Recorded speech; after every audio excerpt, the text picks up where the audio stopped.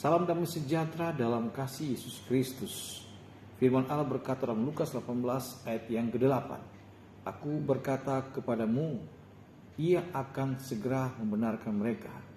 Akan tetapi, jika anak manusia itu datang, adakah ia menemukan iman di bumi?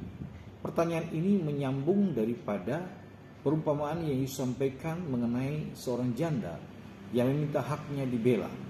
Janda ini datang terus kepada hakim tersebut, sekalipun hakim itu menolak, dan pada akhirnya hakim itu dia menuruti atau dia melakukan apa yang menjadi permintaan daripada janda ini.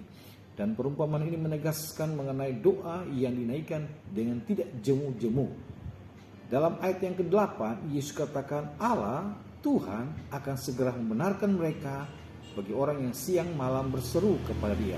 Namun dalam kalimat terakhir dia berkata, jika anak manusia itu datang, adakah ia menemukan iman di bumi? Tentu saja tidak ada kaitannya dengan Lukas 18 ayat 1-7. Nah, dalam hal ini kita lihat ini untuk tanya, bentuk tanya yang memiliki jawaban lebih daripada satu.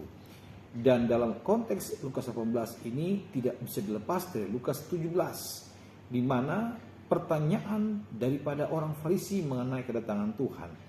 Dan dalam Lukas 17 disimpulkan ada beberapa hal. Yang pertama, harus berjaga-jaga, siap bila hari itu datang, harus percaya kepadanya dengan tidak jemu-jemu, dan juga terus mengerjakan dengan setia pekerjaan yang dipercayakan oleh Tuhan. Di dalam perumpamaan tentang uang mina, Lukas 19 ayat 11-27. Anak manusia pada hari kedatangannya akan sama seperti kilatan cahaya yang mencapai ujung langit yang satu ke ujung langit yang lain. Dalam Lukas 17 ayat yang ke-24.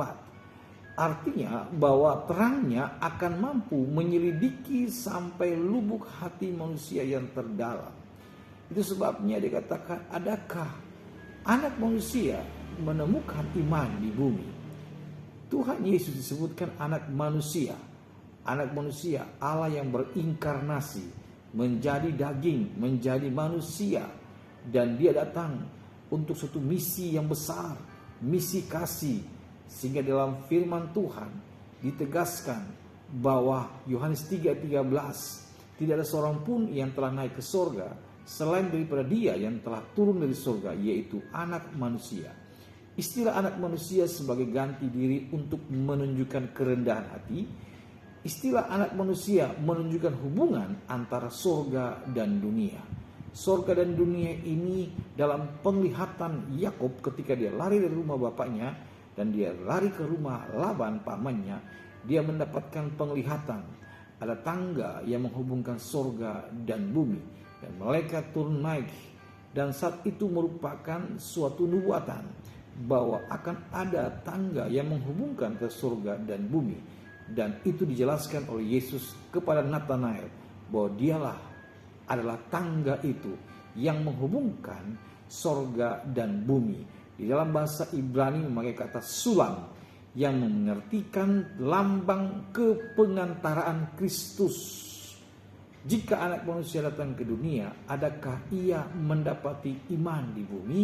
Siapakah yang dimaksudkan orang-orang yang memiliki iman? Yang pertama, orang seperti Nuh dalam Kejadian pasal 6 ayat 8-9. Di antara seluruh manusia yang ada saat itu, hanya Nuh yang mendapat kasih karunia Allah. Kenapa? Dia memiliki iman bahwa apa yang firman Allah katakan itu akan terjadi. Yang kedua, orang yang hidup tidak seperti istri Nuh atau tidak mengikuti jejak istri Nuh.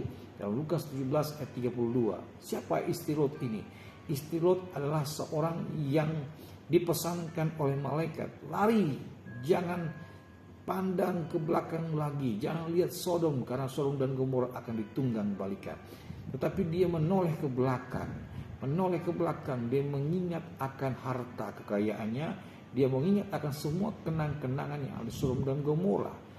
Orang yang punya iman, dia tidak akan memandang masa lalunya yang begitu pahit dan jelek, yang buruk, dia tidak akan lihat semuanya.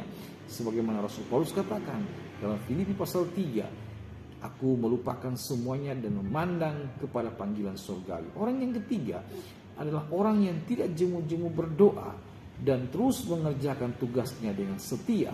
Sehingga inilah yang dimaksudkan oleh firman Tuhan. Iman adalah orang yang hidup seperti Nuh di tengah-tengah angkatan yang jahat. Dan yang kedua, orang yang tidak mengikuti jejak istri Lot yang melihat ke belakang. Dan yang ketiga adalah orang yang tidak jemu-jemu berdoa, selalu berdoa dalam setiap kondisi apapun. Sehingga firman Allah katakan dalam Lukas 18 ayat yang ke-7, tidakkah Allah akan membenarkan orang pilihannya yang siang malam berseru kepadanya, dan adakah ia mengulur-ulur waktu sebelum menolong mereka. Kasih yang dikasih oleh Tuhan Yesus Kristus, biarlah Tuhan memberkati kita dengan firman Tuhan. Haleluya. Amin.